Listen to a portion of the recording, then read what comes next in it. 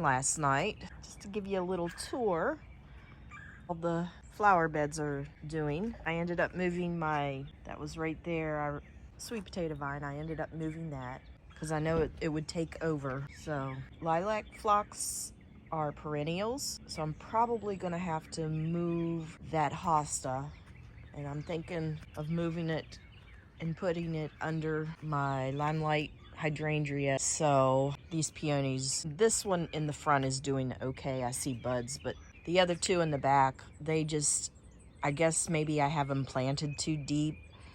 So I need to relocate those. But my dianthus, and I think they're called Paint the Town, they're just starting to bloom, and if you could see all the blooms. Now with these, if I snip off the spent blooms, it'll encourage other growth.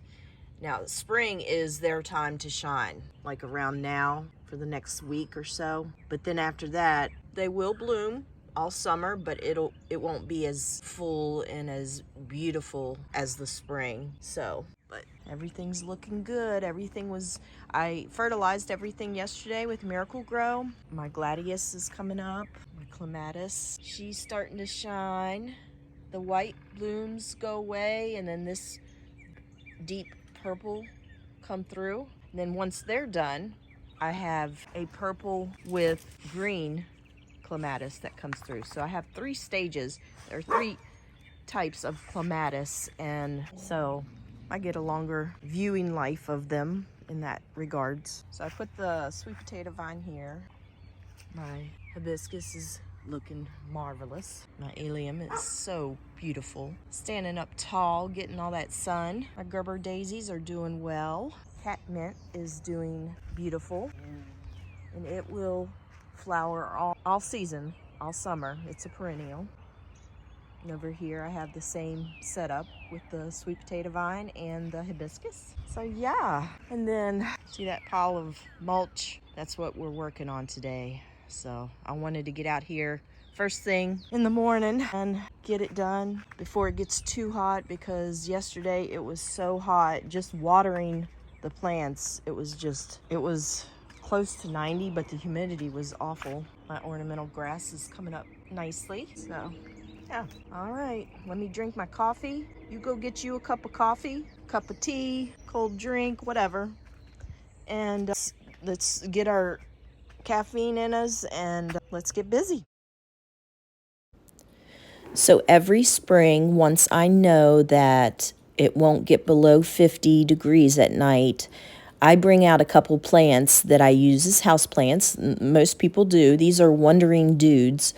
And there's another one that I'm hoping that my beautician, she gave it to me a couple years ago, and I trim that back and bring it out and stick it in my pots.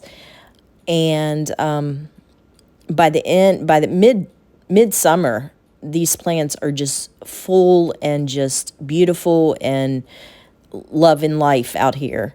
The lighting has to be right for the plant, of course, and I always go to Google, but honestly, Google's a good place to start, but trial and error is where it's at, you know.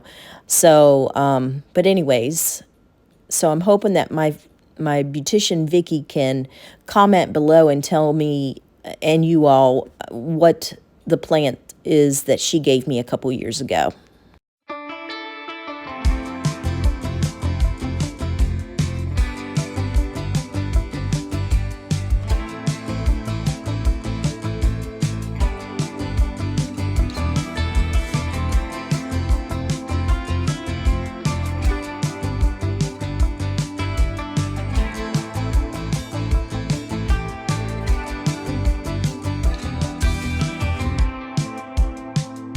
With every heart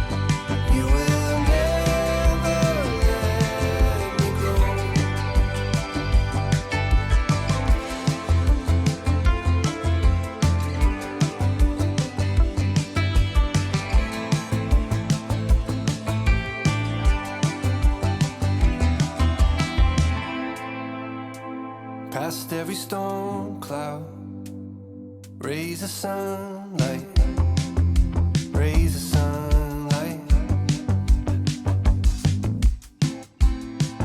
Past all of my doubts, I see a sunrise, see a sunrise.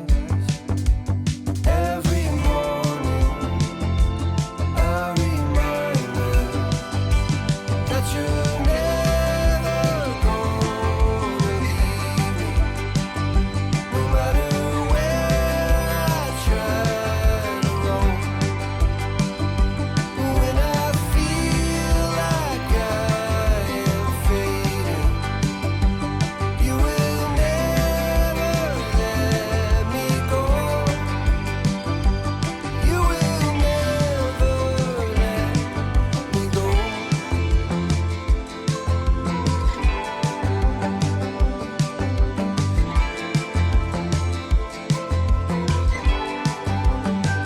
When I am breaking, when I feel lost, when I am running, but you seem far. When I am hurting, misunderstood, when all I have is gone for good, I hear you promise, I know you're with me, and I remember, yeah, I believe that you're never gonna leave. If I may, I'd like to suggest to bring a little bit more interest to your flower beds when things aren't in full bloom. It's nice to have different variations of green. For instance, the green hostas compared to my green dianthus foliage. The foliage on the dianthus, on the one dianthus, is like a blue-green. So that's just going to bring a little bit more interest to your flower beds. Okay, I went in and got a shower. I did all I could do today physically, so do you see how my hens and chicks stand out now?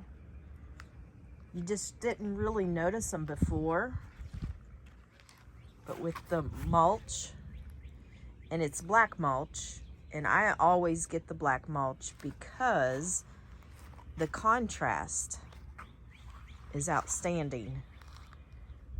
There's no other color, brown, red, it's just not as much contrast. So yeah, it looks so good to have fresh mulch. I ended up transplanting. Oh, look. Look, you all. Look.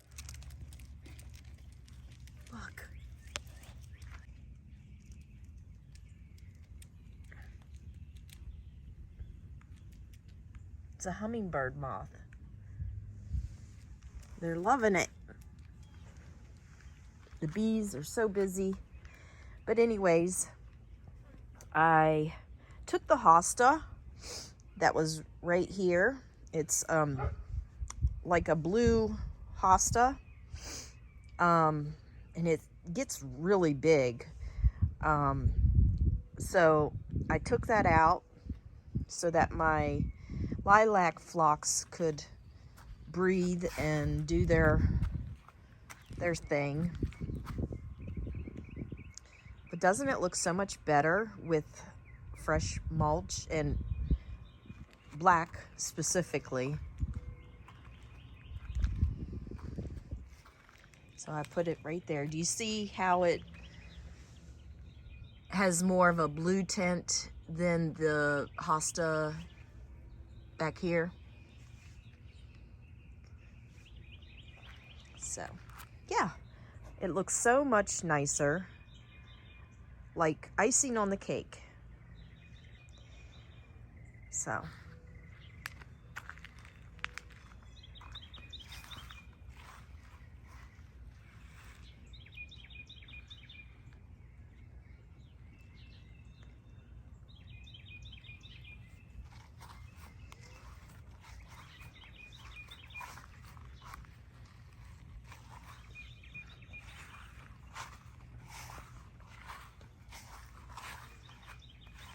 These things are the best. You get them at Lowe's.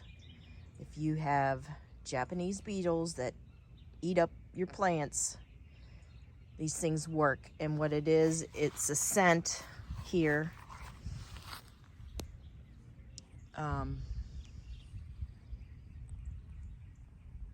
That attracts them. And apparently it's attracting other insects, which is great. The bugs have been awful.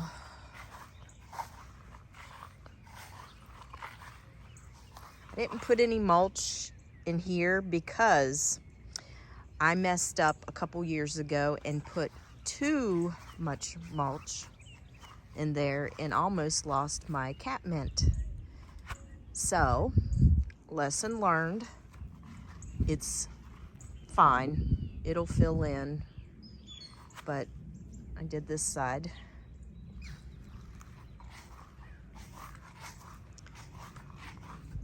And then I started on that and I had to abort.